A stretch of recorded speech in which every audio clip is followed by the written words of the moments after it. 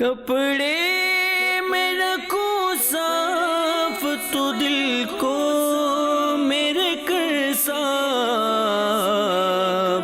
مولا تو مدینہ میرے سینے کو بنا دے۔ الحمدللہ رب العالمین والصلاة والسلام على سید الانبیاء والمرسلین، اما بعد فاعوذ باللہ من الشیطان الرجیم، بسم اللہ الرحمن الرحیم۔ الصلاة والسلام علیک یا رسول اللہ وعلى آلک وصحابک یا حبیب اللہ۔ الصلاة والسلام عليك يا نبي الله وعلى آلك وصحابك يا نور الله۔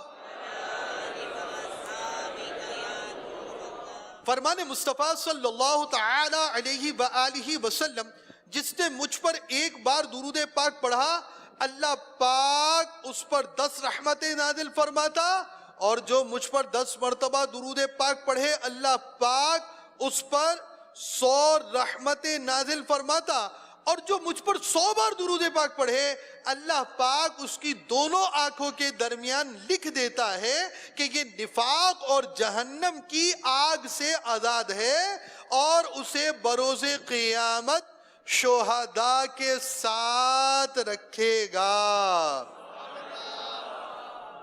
صلو علی الحبیب صلی اللہ تعالی علی محمد۔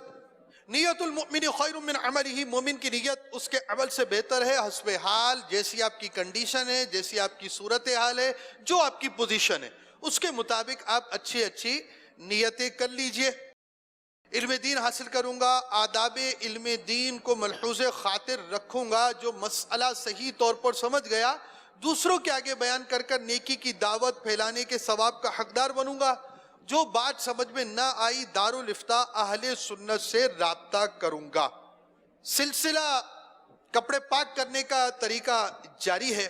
فرمان مصطفیٰ صلی اللہ تعالی علیہ وآلہ وسلم، کل بروز قیامت سب سے پہلے نماز کا سوال کیا جائے گا، اگر یہی صحیح ہوئی تو باقی اعمال بھی درست ہوں گے، اگر نماز ہی صحیح نہ ہوئی تو باقی اعمال بدرجہ اولا خراب ہوں گے۔ صلو علی الحبیب صلی اللہ تعالی علی محمد۔ میٹھے میٹھے اسلامی بھائی مدنی چینل کے ناظرین، نماز کس قدر اہم ترین کام ہے۔ نماز کی درستی دیگر اعمال کی درستی کا سبب ہے۔ سچا پکا نمازی اللہ پاک کی اخلاص کے ساتھ عبادت کرنے والا، احکام الہی کو ماننے والا، رب تعالی کے احکام پر، دین کے احکام پر، دین کے حکموں پر وہ شخص چلنے والا بنتا ہے، اور دین کے احکام میں ایسا حسن ہے، ایسی خوبصورتی ہے کہ دین پڑوسیوں کے حقوق بھی بیان کرتا ہے، دین والدین کے حقوق بھی بیان کرتا ہے، رشتہ داروں کی اہمیت کو بھی بیان کرتا ہے۔ جب دین پر عمل ہوا، بد اخلاقیاں چلی گئیں، معاشرے کی برائیوں کی فہرست بنائی جائے، معاشرے میں کرپشن ہے، دین پر عمل کرتے کرپشن رہے گا یا نہیں؟ معاشرے کے اندر آپس میں قتل و غارت گری ہے، دین پر عمل کرتے ہیں تو یہ چیز رہے گی یا نہیں؟ معاشرے کے اندر گھریلو ناچاکیاں ہیں، دین پر عمل کرتے ہیں تو یہ رہیں گی یا نہیں؟ نماز بندے کو دین پر عمل پیرا کرنے کا سبب ہوتی ہے۔ رب تعالیٰ کے حضور جب بندہ جھکتا ہے، اس کی اطاعت کی طرف مائل ہوتا ہے، اس کے احکام کی طرف بڑھتا ہے، تو یہ احکام کی طرف بڑھنا اس کے بہت سارے معاملات کی درستی کا سبب بن جاتا ہے۔ تو نماز کی درستی بہت زیادہ ضروری ہے، دینی طور پر بھی، دنیاوی طور پر بھی، اخلاقی طور پر بھی، کاروباری طور پر بھی، معاشی طور پر بھی، گھریلو طور پر بھی، آپ کی اپنی سوشل لائف، آپ کی اپنی نجی زندگی کے لیے بھی نماز کی درستی بہت زیادہ اہم ہے، اور نماز جنت کی کنجی ہے۔ اور نماز کی کنجی طہارت ہے، پاکی ہے۔ میٹھے میٹھے اسلامی بھائیوں، ہر عاقل و بالغ مسلمان مرد و عورت کے لیے طہارت کے وہ احکام سیکھنے فرض عین ہیں جن سے نماز درست ہو سکے۔ اب تک ہم نے آپ کو کچھ بڑی نجاستیں اور تھوڑی بہت چھوٹی نجاستوں کی مثالیں دیں آپ کو۔ یہ کتنی لگے تو کپڑا ناپاک ہوگا، ہم نے یہ آپ کو بیان کیا۔ اس کے ساتھ مثالیں اور کتنی لگے تو ناپاک ہے۔ اب ہم آپ کو نجاست غلیظہ و خفیفہ یعنی بڑی چھوٹی نجاستوں کی کچھ اور مثالیں آپ کو بیان کر رہے ہیں، کیونکہ یہ چیز جب ذہن میں ہوگی، اتنی لگے گی تو ناپاک ہے، بڑی چھوٹی اتنی لگے گی تو ناپاک ہے، نماز کے اندر خرابی پیدا کرنے والی کتنی ناپاکی ہے، یہ بات آپ کو بیان کی۔ آگے ہم جا رہے ہیں۔ آج کا ہمارا موضوع ہے نجاست غلیظہ یعنی بڑی نجاست اور نجاست خفیفہ یعنی چھوٹی نجاست کی مزید مثالیں۔ ہر جانور کے پتے کا وہی حکم ہے جو اس کے پیشاب کا ہے۔ حرام جانوروں کا پتا نجاست غلیظہ اور حلال کا نجاست خفیفہ ہے۔ جانوروں کی قے، جو چیز یہ منہ سے نکالیں، جانور کی قے اس کی بیٹ کا حکم رکھتی ہے۔ جو بڑے پیشاب کا حکم ہے وہ اس کی قے کا حکم ہے۔ جو سٹول پاس کرتے ہیں وہی حکم مومنٹنگ کا ہے جو سٹول کا ہے۔ جس کی بیٹ پاک ہے جیسے چڑیا یا کبوتر، اس کی قے بھی پاک ہے۔ ہمارے معاشرے میں عام طور پر جن پرندوں سے ہمارا تعلق رہتا ہے ہمارے بلاد میں، اس میں کبوتر ہے۔ آپ مدینے جائیں گے آپ کو وہاں بھی کبوتر ملیں گے، مزارات پر جائیں گے تب بھی کبوتر ملیں گے آپ کو، مکہ پاک پہ بھی ملیں گے، مدینہ پاک پہ بھی ملیں گے، عرفات پہ بھی ملیں گے۔ تو یہ کبوتر جو ہوتے ہیں، لازمی بات ہے کبوتر ہیں، تو کبوتر کے ساتھ اور بھی کئی چیزیں یہ بیٹ وغیرہ کر دیتے ہیں۔ تو کبوتر جو حلال پرندہ اڑتا ہے اس کی بیٹ پاک ہے۔ دیکھیں، پاک، ناپاک، حلال، حرام، ان چیزوں کے فرق کو سمجھیں۔ ایک چیز کھائی جا سکی ہو تو اس کے کھانے کے تعلق سے حلال و حرام ہے۔ جو چیز پہنی جا سکتی ہے، نماز پڑھی جا سکتی ہے، فلاں چیز ہے، اس سے تعلق جو ہے وہ پاکی ناپاکی کا ہے۔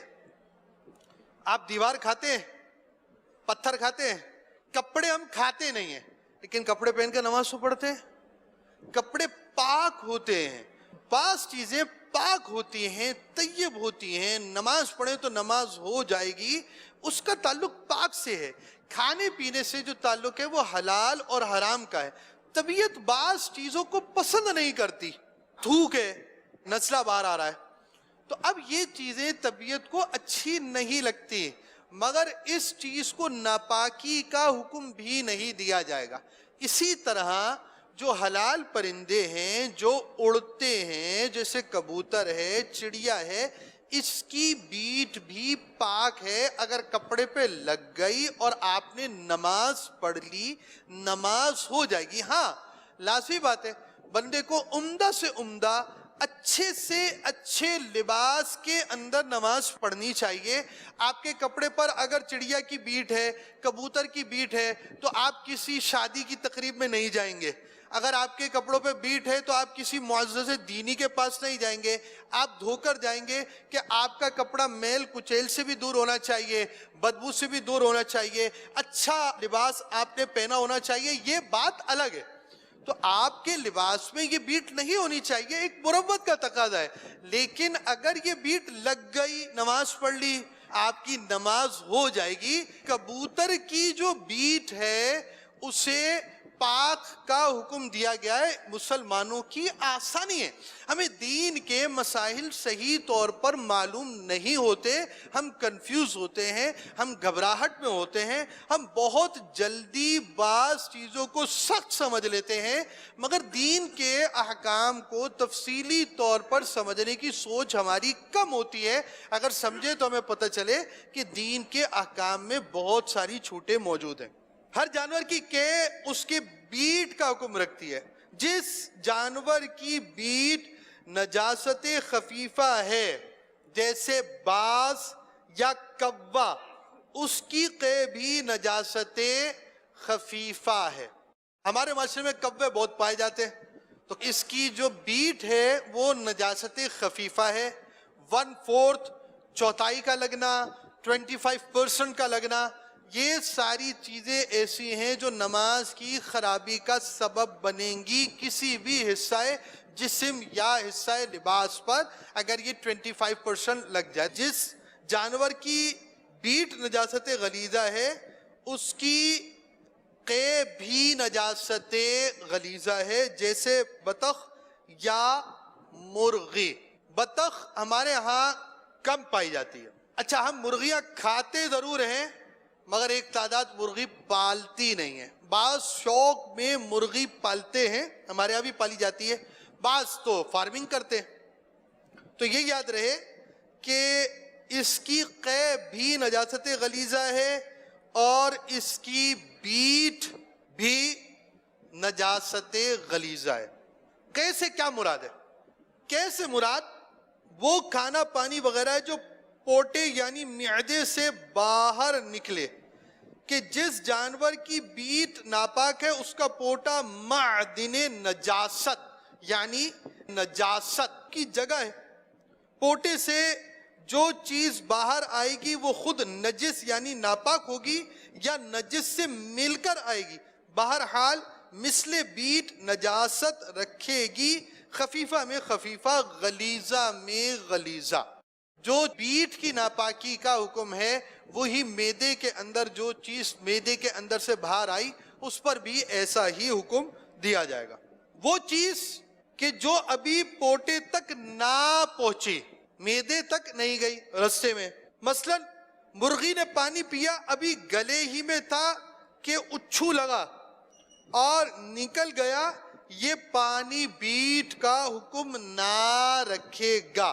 پانی پینے کے دوران بعض اوقات گلے میں پھندا سا لگ جاتا ہے اور کھانسی اٹھتی ہے, اس کو اچھو لگنا کہتے ہیں. کبھی آپ کے بھی لگا ہوگا.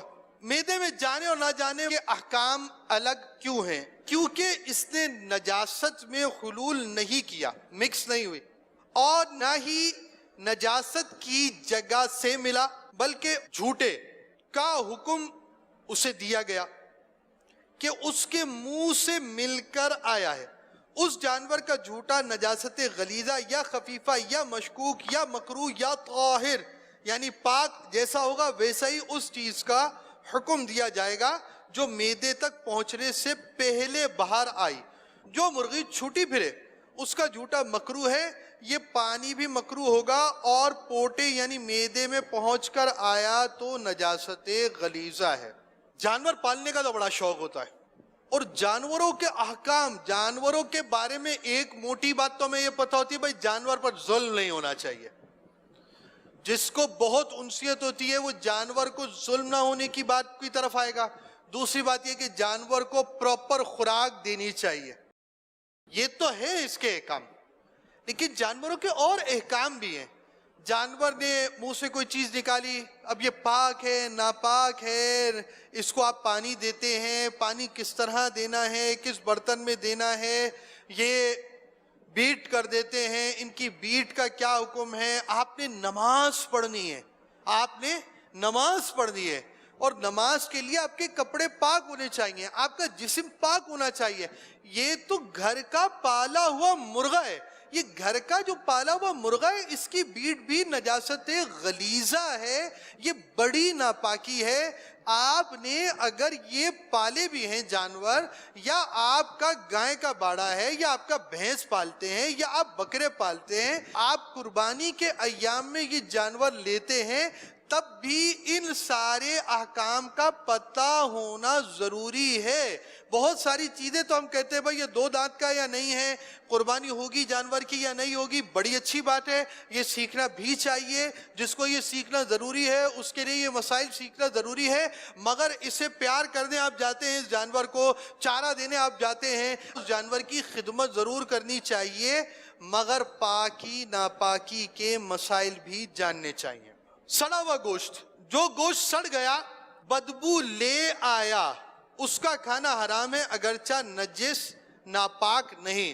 خون کی شیشی, اگر نماز پڑھی اور جیب وغیرہ میں شیشی ہے اور اس میں پیشاب یا خون یا شراب ہے تو نماز نہ ہوگی, اور جیب میں انڈا ہے اور اس کی زردی خون ہو چکی ہے تو نماز ہو جائے گی. ہر انڈا چیک کرنے کی ضرورت نہیں ہے جیب میں ڈالنے سے پہلے کہ زردی ہے یا خون ہے. آپ کے جیب میں انڈا ہوگا, بعد میں خون بھی نکلا, نماز ہو گئی. ٹیسٹ کروانے کے لیے جاتے ہوئے خون کی شیشی جیب میں ہو تو نماز پڑھتے وقت باہر نکال دیجئے. مردے کے منہ کا پانی ناپاک ہے. تجہیز و تکفین کے لیے جانے والے عاشقان رسول متوجہ ہو, آپ غسل میت کے لیے جاتے ہیں, بعض اوقات ایسی چیزیں خارج ہو جاتی ہیں, آفٹر غسل بھی خارج ہو جاتی ہیں, دیگر چیزیں بھی ہو جاتی ہیں. اس کو یاد رکھیں, یہ بالکل پیشاب کی طرح ناپاک ہے, یہ نجاست غلیظہ ہے, اس سے بالکل بچنا ہوگا. بھیگی ہوئی ناپاک زمین یا نجس ناپاک بچھونے پر سوکھے ہوئے پاؤں رکھنا اور پاؤں میں تری آ گئی تو نجس ناپاک ہو گئے, اور سیل یعنی ایسی نمی جو پاؤں کو تر نہ کر سکے ٹھنڈک دے تو پاؤں ناپاک نہیں ہوئے. دکھائیں بھائی, یہ پاؤں سوکھا ہوا ہے, ٹھیک ہے جی. نیکسٹ, اب یہ دیکھیں یہ جو زمین ہے نا, یہ پانی پڑا تھا سوکھ گئی, یعنی آپ سمجھیں ناپاکی پڑی تھی, گیلا پن تو ہے اس میں, مگر اوپر جو پانی ہو یا پیشاب وغیرہ پڑا ہوتا ہے زمین کے اوپر وہ نہیں ہے, گیلا پن ہے. اب کیا ہوا, گیلے پن پر آپ نے پاؤں رکھا ہے, پھر یہ پیر میں کچھ گیلا پن آ گیا ہے اور یہ بظاہر درہم سے بھی زیادہ ہے, تو اس پاؤں کو دھونا پڑے گا. جیسے پیشاب وغیرہ نجاست غلیظہ ہے تو آپ کو بالکل دھونا پڑے گا. نیکسٹ, نجس ناپاک کپڑا پہن کر یا نجس ناپاک بچھونے پر سویا اور پسینہ آ گیا. یہ سمجھے کہ یہ ناپاک بچھونا ہے, سوکھ گیا ہے. دیکھیں گیلا پن یہاں نظر نہیں آ رہا, سوکھ چکا ہے. نجس کپڑا پہن کر بچھونے پر سویا, کپڑا ناپاک پہنا ہوا ہے اور پسینہ آ گیا. اب یہ پسینہ بھی آ چکا ہے ان کو, کپڑا ناپاک تھا, سوکھا تھا, ہاتھ میں ہے پسینہ, ہاتھ کا پسینہ اس کرتے پر آیا جو پہنا ہوا ہے, سینے کی سائیڈ جو ہے ان کی اس پر لگا. سینے کی سائیڈ کے لگے ہوئے جو کپڑا جو انہوں نے پہنا ہوا ہے یہاں سے, یہ کپڑا یہاں سے تھا ناپاک. ہاتھ کا پسینہ ناپاک کپڑے پر پڑا, ناپاک کپڑے کو گیلا کرنے کے بعد ان کی ہی آستین کو گیلا کر دیا, تو کپڑا یہاں سے تو ناپاک تھا, اب آستین بھی ناپاک ہو جائے گی. نجس بستر بچھا ہوا ہے, اس پر سویا, یہ بالکل سوکھا ہے لیکن یہ ناپاک سمجھا جائے. اس پر سویا اور پسینہ آ گیا, اگر پسینے سے وہ ناپاک جگہ بھیگ گئی پھر اس سے بدن تر ہو گیا تو ناپاک ہو گیا. یہ دیکھیں پسینہ آیا ہے, پسینے نے یہ جو ان کا بچھا ہوا بچھونا ہے, بستر ہے, اسے زیادہ گیلا کیا ہے. اب یہ گیلا جو بستر ہو چکا ناپاک, یہ کہیں اور لگ گیا. دکھائیں جی, اب یہ فرض کریں ہاتھ پر لگ گیا تو اب یہ ہاتھ ناپاک ہو جائے گا. انشاءاللہ الرحمن ہم اگلے سلسلے میں پاک ناپاک پانی کے کچھ مزید احکام بیان کریں گے. آخر میں نعرہ لگائیں گے, تیار ہیں آپ؟ فیضان نماز صلو علی الحبیب صلی اللہ تعالی علی محمد. کپڑے میں رکھوں صاف تو دل کو میرے کر صاف, مولا تو مدینہ میرے سینے کو بنا دے.